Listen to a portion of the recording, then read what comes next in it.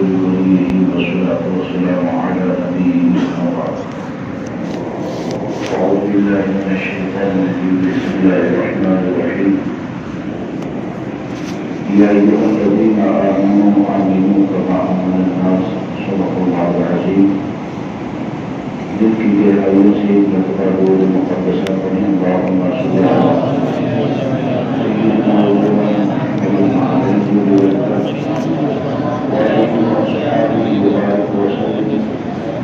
والسلام علیک یا سیدی یا رسول اللہ صلی اللہ علیہ وسلم.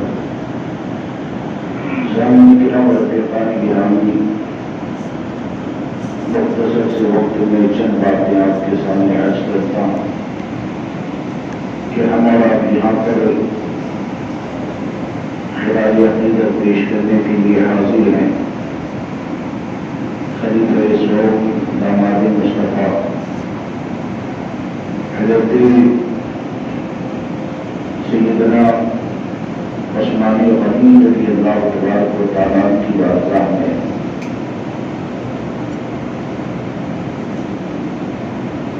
صحابہ کرام رضوان اللہ تعالیٰ علیہم اجمعین کی جماعت اور ان کا ایمان، ان کا عقیدہ، ان کی عظمتوں کو سمجھنے کے لیے بس اتنا ہی کافی ہے کہ زیادہ تفصیل میں نہ جاتے ہوئے آدمی صرف اتنا سوچیں کہ اللہ تبارک و تعالیٰ نے جو بندوں کو ایمان لانے کا حکم دیا. آپ ادھر سے آ جائیں، مجھے اصل میں آپ ادھر قریب سے آ جائیں.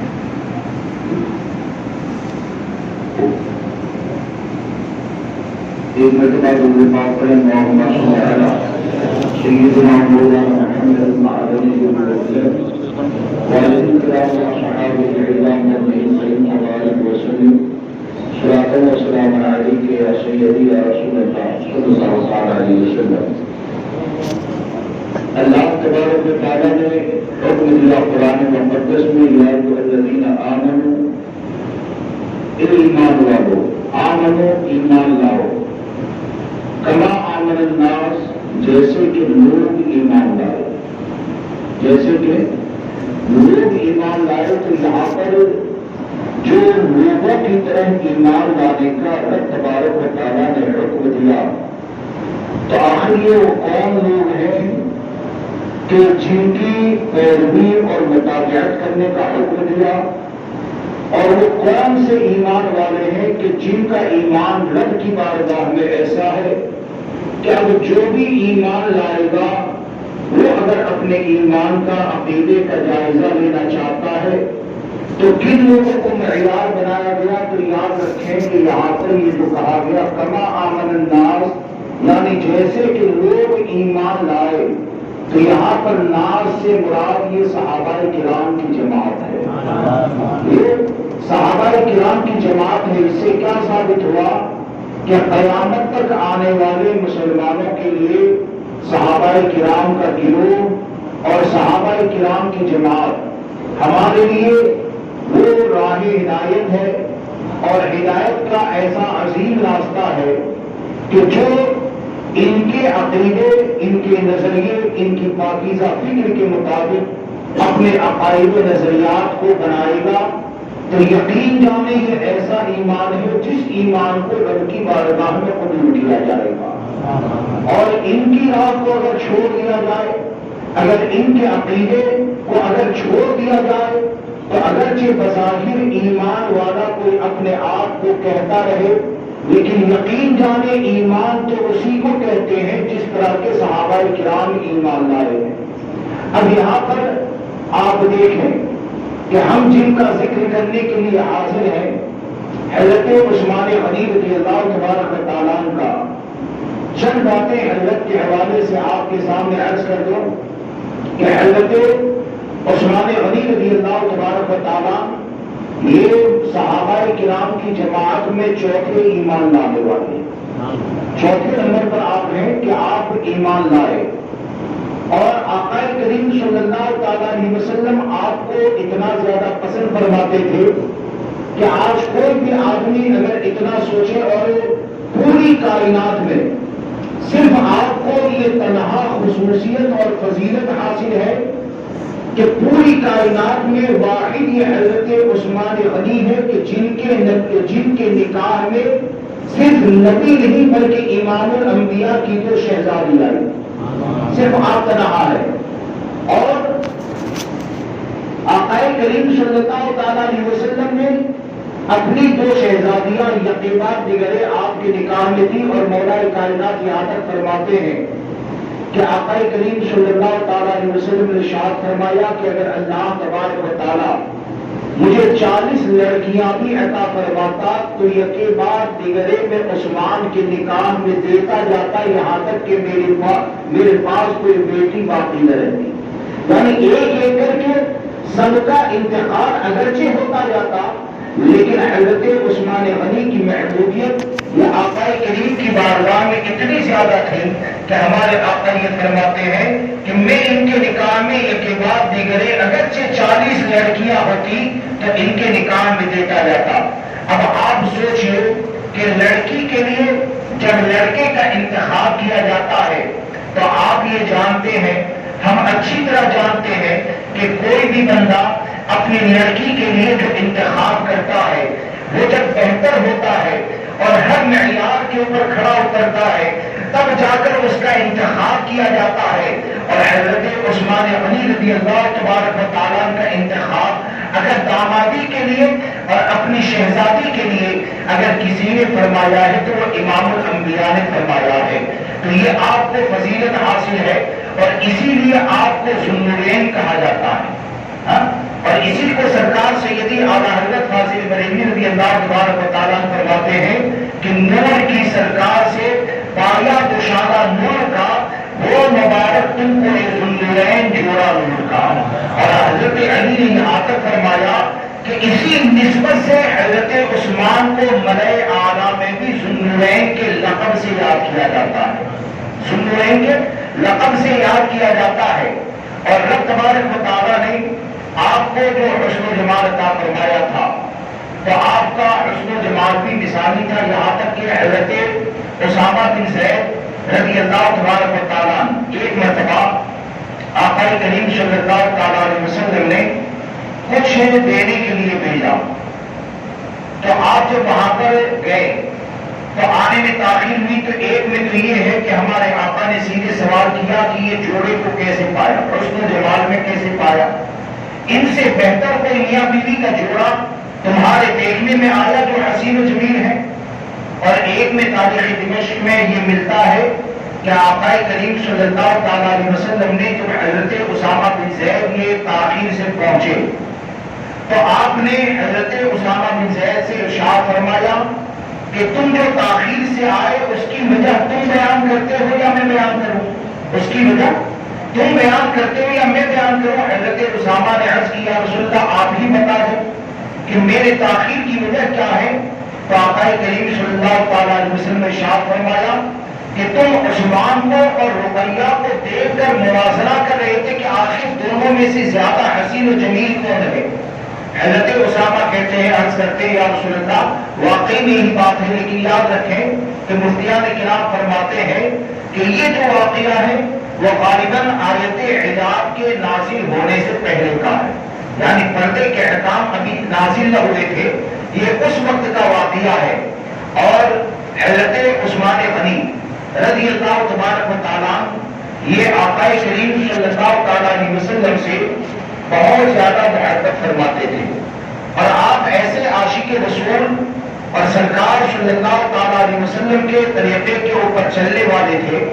کہ آپ ایک مرتبہ وضو فرما رہے تھے، وضو اچھی طرح سے آپ نے کیا اور وضو کرنے کے بعد آپ مسکرانے لگے، اور پھر خود ہی لوگوں سے آپ ارشاد فرماتے ہیں کہ سنو میرے مسکرانے کی وجہ یہ ہے، میرے مسکرانے کی وجہ یہ ہے کہ میں نے اپنے آقا کو وضو کے بعد مسکراتے ہوئے دیکھا ہے، میں نے اپنے آقا کو مسکراتے ہوئے دیکھا۔ اور آپ فرماتے ہیں کہ آقا کریم صلی اللہ تعالیٰ علیہ وسلم نے ارشاد فرمایا کہ جب کوئی بندہ اچھے طریقے سے وضو کرتا ہے یعنی مکمل سنتوں کی رعایت کرتے ہوئے شریعت مطہرہ کے مطابق مکمل اگر وضو کرتا ہے اور وضو کرنے کے بعد اسی حال میں اسی اچھے وضو سے نماز کو ادا کرتا ہے اور جب وہ نماز سے فارغ ہوتا ہے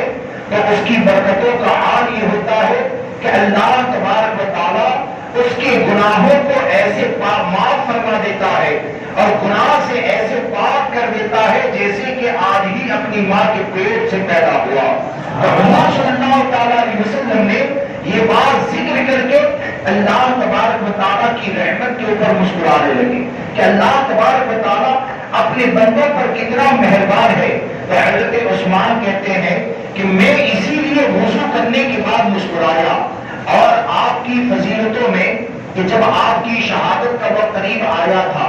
تو حضرت عثمان غنی رضی اللہ تبارک و تعالیٰ نے اپنے چند فضائل کو ذکر فرمایا تھا تحدیث نعمت کے طور پر کہ حضرت عثمان غنی نے اس وقت ارشاد فرمایا تھا کہ سنو میں وہ ہوں کہ مسلمانوں میں چوتھے نمبر پر ایمان لانے والا میں ہوں. پھر آپ نے فرمایا کہ زمانہ جاہلیت میں بھی کبھی زنا کرنا یہ تو دور کی بات ہے. حالانکہ عرب میں زمانہ جاہلیت میں زنا کرنا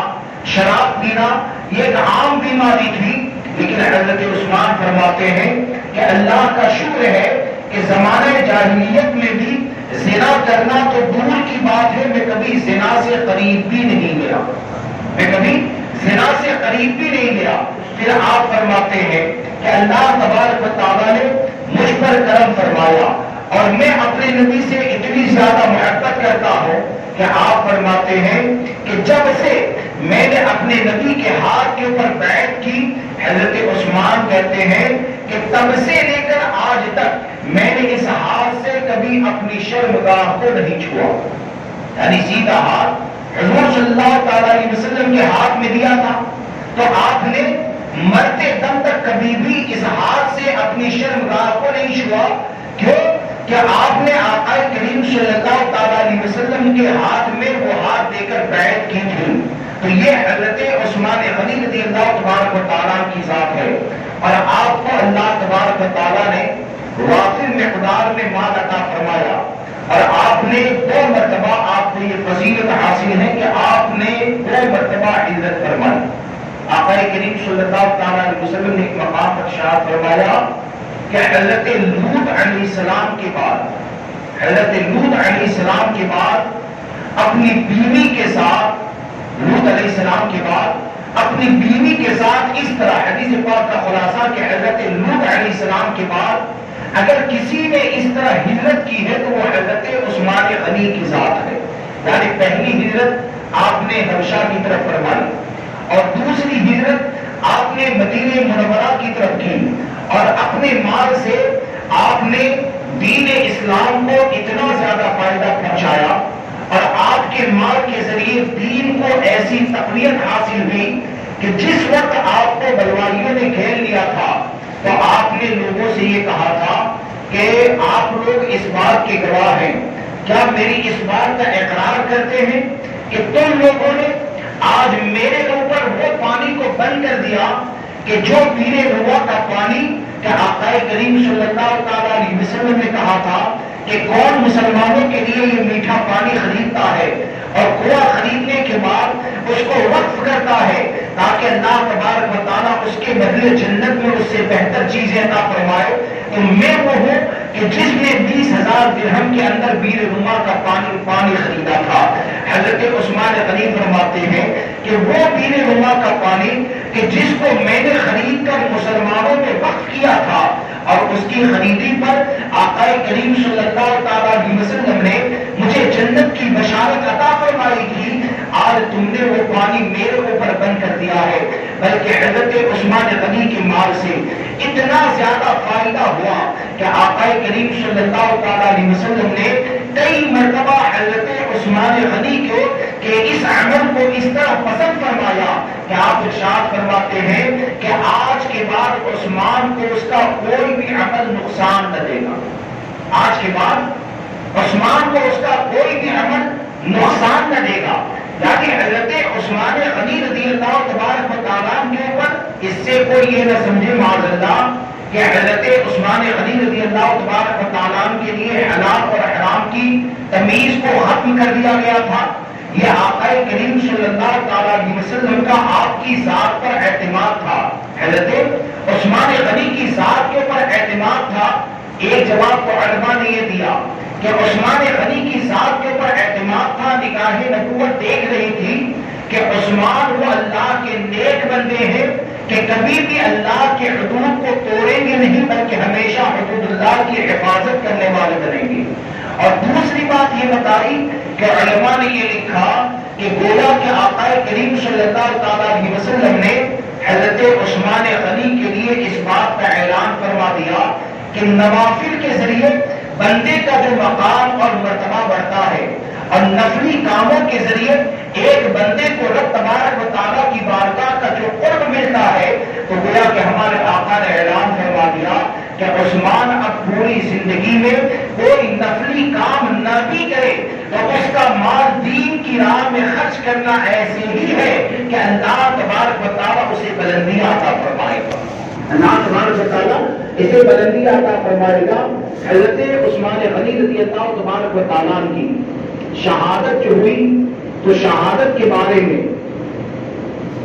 تو آقا کریم صلی اللہ تعالیٰ علیہ وسلم نے پہلے سے ہی پیشگوئی فرمائی تھی. اور آپ نے سنا بھی ہوگا کہ آقا کریم صلی اللہ تعالیٰ علیہ وسلم صدیق اکبر فاروق اعظم اور عثمان غنی کے ساتھ اور پہاڑ کے اوپر گئے تو پہاڑ میں حرکت پیدا ہو گئی اور حرکت ایسی کہ ایک روایت میں یہاں تک ملتا ہے کہ کچھ پتھر گرنے لگے. آقا کریم صلی اللہ تعالیٰ علیہ وسلم نے اپنی ایڑی ماری یعنی ٹھوکر لگائی پہاڑ کے اوپر اور آپ نے پہاڑ کو حکم دیا کہ بھاگ ٹھہر جا، تیرے اوپر ایک نبی ایک صدیق اور دو شہید ہیں. ایک نبی ایک صدیق اور دو شہید ہیں. اب اس سے ایک تو کیا عقیدہ ثابت ہوا؟ اس سے ایک تو یہ عقیدہ ثابت ہوا کہ اللہ تبارک و تعالیٰ نے ہمارے آقا صلی اللہ تعالیٰ علیہ وسلم کو مالک و مختار بنا کر بھیجا ہے. انسان تو انسان ہے، جانور تو جانور ہے. ہمارے آقا صلی اللہ تعالیٰ علیہ وسلم کا اگر حکم ہو جائے تو پتھر بھی حکم کو ماننے کے اوپر تیار ہو جاتا ہے. کہ پہلے زلزلہ پیدا ہوا اور بعد میں آپ نے ٹھوکر لگائی تو پہاڑ اپنی جگہ کے اوپر جم گیا. اور جب ہمارے آقا صلی اللہ تعالیٰ علیہ وسلم نے یہ اعلان فرمایا تو صدیق اکبر وہاں پر ہیں، حضرت عثمان غنی بھی وہاں پر ہیں، فاروق اعظم بھی وہاں پر ہیں. اور یہ تینوں صحابی میں سے کسی نے بھی ہمارے آقا کی بارگاہ میں یہ عرض نہیں کیا کہ یا رسول اللہ علیہ الصلوۃ والسلام شہادت کا جو معاملہ ہے وہ تو موت کے بارے میں ہے اور کل کیا ہونے والا ہے کہ جس طرح کے تقویت الایمان کے اندر معاذ اللہ رب العالمین یہاں تک لکھ دیا آقا کریم صلی اللہ تعالیٰ علیہ وسلم کے حوالے سے کہ ہمارے نبی کو معاذ اللہ اپنی موت کے بارے میں یعنی اپنے انجام کے بارے میں بھی خبر نہیں ہے. معاذ اللہ یہاں تک لکھ دیا گیا کہ آقا کریم صلی اللہ تعالیٰ علیہ وسلم کو پیٹھ کے پیچھے کی خبر سے بے خبر کہہ دیا گیا. اب یہاں پر آپ دیکھیں کہ جب ہمارے آقا نے اعلان فرمایا کہ پہاڑ تیرے اوپر تو شہید ہے اور ایک صدیق ہے تو صدیق اکبر کی ذات یہ تو مشہور ہے کہ وہ صدیق اکبر کی ذات ہے اور ایک نبی اور دو شہید یعنی فاروق اعظم کو بھی گویا کہ خبر دی جا رہی ہے کہ تمہاری بھی شہادت ہونے والی ہے. حضرت عثمان غنی کو بھی یہ خبر دی جا رہی ہے کہ تمہاری بھی شہادت ہونے والی ہے. لیکن دونوں میں سے کوئی بھی یہ سوال نہیں کرتا ہے. کیا سمجھ میں آیا؟ نبی کا علم غیب ماننے سے آدمی مشرک نہیں ہوتا ہے بلکہ نبی کا علم غیب ماننا یہ تو صحابہ کرام کا طریقہ ہے. وہ صحابہ کی جماعت کا طریقہ ہے کہ جن کے ایمان کے مطابق ایمان لانے کا حکم رب تبارک و تعالیٰ نے دیا ہے. تو کیا سمجھ میں آیا کہ آج جو ہم اپنے نبی کے حوالے سے یہ عقیدہ رکھتے ہیں کہ اللہ تبارک و تعالیٰ نے اپنے محبوب صلی اللہ تعالیٰ علیہ وسلم کو علم ما کان و ما یکون عطا فرمایا ہے اور آپ مستقبل کے بارے میں جانتے ہیں تو یقین جانے یہ کوئی نیا عقیدہ نہیں ہے بلکہ یہ وہی عقیدہ ہے جو ہمارے نے دیا، صحابہ کرام نے لیا، اور صحابہ کرام سے چلتے چلتے آج الحمدللہ یہ اہل سنت و جماعت تک پہنچا ہے۔ اور اسی لیے امام احمد رضا فاضل بریلوی رضی اللہ تبارک و تعالیٰ تو علم غیب کے حوالے سے لوگ فیصلہ یہ کرتے ہیں کہ کیا جانتے ہیں کیا نہیں جانتے ہیں، اس بات کو چھوڑ دو، بلکہ اس بات کو یاد رکھو کہ سب سے بڑا غیب اگر کوئی ہے تو وہ اللہ تبارک و تعالیٰ کی ذات ہے، یعنی وہ ایسا غیب ہے کہ حضرت موسیٰ بھی اگر تمنا کرتے ہیں تو ان کو بھی روک دیا جاتا ہے۔ تو میرے امام کہتے ہیں کہ یا رسول اللہ اور کوئی غیب کیا تم سے نیہا ہے بدا، جب نہ خدا ہی چھپا تم پہ کرو۔ تو اس لیے اس بات کو یاد رکھے چلے کہ جب ہم ہمارے اسلاف کا جشن مناتے ہیں تو سب سے پہلے سچی خراج عقیدت تو یہ ہے، بالخصوص جب بھی صحابہ کرام کا ذکر ہوگا تو ہمارے اوپر لازم یہ ہے کہ ہم اپنے عقائد کو صحابہ کرام کے عقائد کے مطابق بنائیں، کیوں کہ صحابہ کرام کے عقائد و نظریات وہ روشن چراغ ہیں کہ ان کے عقیدے کے مطابق اگر اپنے عقیدے کو سوال لیا اور صحابی کے عقیدے کے اوپر ہی اگر مر گئے تو یاد رکھیں کہ اگرچہ غربت میں مرو گے، اگرچہ مالداری میں مرو گے، اگرچہ بیماری میں مرو گے، اگرچہ ایکسیڈنٹ میں مرو گے، کسی حال میں بھی اگر صحابی کے عقیدے پر مر گئے تو بقول امام احمد رضا یہ کون سی راہ ہے؟ سیدھی سڑک، یہ شہر شفاعت میں لڑکی ہے۔ اس لیے عقائد اہل سنت و جماعت پر سختی سے قائم رہے۔ اور آپ دیکھیں کہ آج کے وقت میں کہ جب آقا کریم صلی اللہ تعالیٰ علیہ وسلم کی ذات کے اوپر کیچڑ اچھالا جاتا ہے اور طرح کی باتیں ہوتی ہے تو حضرت عثمان غنی رضی اللہ تبارک و تعالیٰ کا عقیدہ کیا تھا؟ نماز کی اہمیت یقیناً اپنی جگہ پر ہے، فرائض کی اہمیت یقیناً ہی اپنی جگہ پر ہے، لیکن اس چیز کو یاد رکھ کے چلیں کہ ہم کو حضرت عثمان غنی رضی اللہ تبارک و تعالیٰ نے یہ درس دیا، یہ سبق دیا کہ جتنی بھی نعمتیں اللہ تبارک و تعالیٰ نے عطا فرمائی ہے وہ ذات مصطفیٰ کے صدقے میں عطا فرمائی ہے، اور عشق رسول اگر نہ رہے اور محبت رسول اگر نہ رہے تو یاد رکھیں آپ نماز پڑھیں گے نا تو ایکسرسائز تو ہو سکتی ہے، عبادت نہیں ہو سکتی ہے۔ آپ کے دل میں اگر حضور کی محبت نہ ہو اور معاذ اللہ اگر حضور کا ادب دل سے نکل جائے تو یقین جانے آپ خانہ کعبہ کا طواف بھی اگر کریں گے نا تو وہ چکر لگانا تو ہو سکتا ہے، لیکن خانہ کعبہ کے طواف پر جو اجر و ثواب ہوتا ہے وہ ذات مصطفیٰ سے تعلق ختم ہونے کے بعد اجر و ثواب نہیں ملتا ہے۔ اور حضرت عثمان غنی رضی اللہ تعالیٰ نے ہم کو یہی پیغام دیا کہ جب آقا کریم صلی اللہ تعالیٰ علیہ وسلم آپ مکہ معظمہ جانے کے لیے نکلے، صحابہ کرام کو بہت زیادہ تمنا تھی، بار بار ذکر ہوتا رہتا تھا سرکار کی بارگاہ میں ہم حج کب کریں گے، عمرہ کب کریں گے، خانہ کعبہ کا طواف کب کریں گے۔ اللہ تبارک و تعالیٰ نے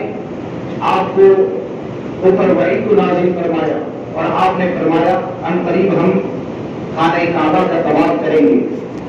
اور جب خانہ کعبہ کے طواف کرنے کی بات آئی تو کفار مکہ نے روکنے کی بہت زیادہ کوشش کی، تو صحابہ کرام سے مشورہ کرنے کے بعد حضرت عمر نے بالخصوص یہ مشورہ دیا کہ عثمان غنی وہ پہلے سے ہی بہت زیادہ مالدار تھے اور زمانے جاہلیت میں بھی آپ کے خاندان کے بڑے عہدے تھے اور مکہ میں آپ کو عزت کی نگاہ سے آپ کے خاندان کو دیکھا جاتا تھا اور پیسے کی بنیاد پر بہت سے لوگوں کے اوپر احسان بھی تھے، تو بولے کہ حضرت عثمان غنی کو بات چیت کرنے کے لیے مکہ معظمہ بھیجا جائے اور کفار مکہ سے کہا جائے کہ ہمارا یہاں پر جو آنا ہے وہ جنگ کے ارادے سے نہیں ہے، بلکہ ہم خانہ کعبہ کا طواف کریں گے، صفا مروا کی سعی کریں گے اور پھر وہاں سے نکل آئیں گے، جنگ کے ارادے سے نہیں آئے۔ اب حضرت عثمان غنی رضی اللہ تبارک و تعالیٰ جب وہاں پر گئے اور کافی دن نکل آئے تو ایک افواہ یہ پھیلی کہ حضرت عثمان غنی کو شہید کر دیا گیا اور صحابہ کرام آپس میں یہ باتیں کر رہے تھے کہ حضرت عثمان غنی یہ کتنے نصیب والے ہیں کہ ہم سالوں سے خانہ کعبہ کے طواف کی تمنا کرتے ہیں، ہم یہیں پر ہیں، اور عثمان وہ تو خانہ کعبہ کا طواف کر رہے ہوں گے۔ تو آقا کریم صلی اللہ تعالیٰ علیہ وسلم نے جب سنا تو حضور صلی اللہ تعالیٰ علیہ وسلم نے ارشاد فرمایا عثمان ایسا کبھی نہ کرے گا۔ کیا فرمایا؟ عثمان ایسا کبھی نہ کرے گا، عثمان کا خلوص اسے یہ کام کرنے سے روک دے گا۔ کیا فرمایا؟ جملے کے اوپر غور کریں، خانہ کعبہ کا طواف کرنا یہ عبادت ہے، خانہ کعبہ کا طواف کرنا یہ عبادت ہے، اور ہمارے آقا یہ فرماتے ہیں کہ عثمان غنی کا خلوص اسے یہ عمل کرنے سے روک دے گا۔ تو خلوص کے ذریعے خلوص ہوتا ہے تو آدمی عبادت کرتا ہے نا، اور ہمارے آقا یہ فرماتے ہیں کہ عثمان ہمارے بغیر خانہ کعبہ کا طواف نہ کریں گے۔ اور پھر حضرت عثمان غنی جب واپس آئے اور صحابہ کرام نے طواف کعبہ کے بارے میں سوال کیا تو حضرت عثمان غنی کا چہرہ سرخ ہو جاتا ہے، اور آپ نے فرمایا کہ اس سے زیادہ میرے بارے میں بدگمانی کیا ہوگی۔ آپ جملوں پر غور کریں، عشق کیا ہے اور حضور صلی اللہ تعالیٰ علیہ وسلم کی محبت کیا ہے کہ حضرت عثمان وہ کہتے ہیں، صحابہ کرام سے کہتے ہیں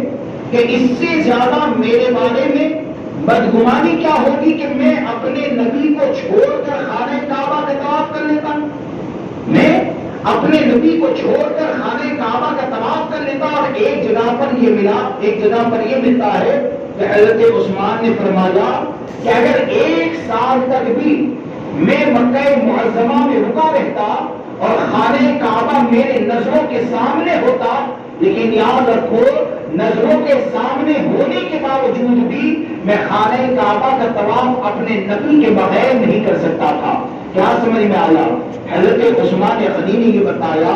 کہ ہم تو مکہ معظمہ میں پیدا ہوئے، کعبہ کو تو ہم پہلے ہی دیکھ رہے تھے، اللہ کے گھر کو ہم پہلے ہی دیکھ رہے تھے، لیکن کعبہ کی عظمت کیا ہے، خانہ کعبہ کے طواف میں ثواب کیا ہے، حج کیا ہے، عمرہ کیا ہے، عبادت کیا ہے، یہ تمام چیزیں اللہ تبارک و تعالیٰ نے اگر ہم کو عطا فرمائی ہے تو وہ ہمارے نبی کے ذریعے عطا فرمائی ہے۔ تو اس سے کیا سمجھ میں آیا؟ اس سے یہ سمجھ میں آیا کہ حضرت عثمان غنی نے یہ مجاز عطا فرمایا کہ وہ عبادتیں رب کی بارگاہ میں قبول ہوتی ہے، ان عبادتوں کی بنیاد پر رب تبارک و تعالیٰ کی بارگاہ سے اجر و ثواب دیا جاتا ہے کہ عبادت کرنے والے کے دل میں عشق مصطفیٰ کا چراغ روشن ہونا چاہیے، عبادت کرنے والے کے دل میں عشق رسول کا چراغ روشن ہونا چاہیے۔ اور دوسری بات یہ کہ یہاں پر آپ دیکھیں کہ حضرت عثمان غنی رضی اللہ تبارک و تعالیٰ کو ایک تو یہ فضیلت حاصل کہ آقا کریم صلی اللہ تعالیٰ علیہ وسلم نے اپنے ہاتھ کو عثمان کا ہاتھ قرار دیا، اپنے ہاتھ کو، یعنی جب یہ خبر مشہور ہوئی، اس پر بعض دیوبندی اعتراض کرتے ہیں کہ سنی حضرات جو ہے نا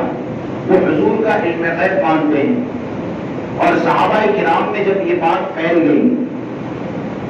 کہ حضرت عثمان غنی کو شہید کر دیا گیا، تو اگر سرکار کے پاس علم غیب ہوتا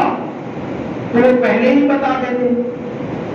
یعنی یہ خبر کے بارے میں دیوبندی جماعت کا کہنا یہ ہے کہ یہ خبر کے بارے میں سرکار نے بھی یہ سمجھا، تب جا کر تو بیعت کی، صحابہ کرام کی بیعت لی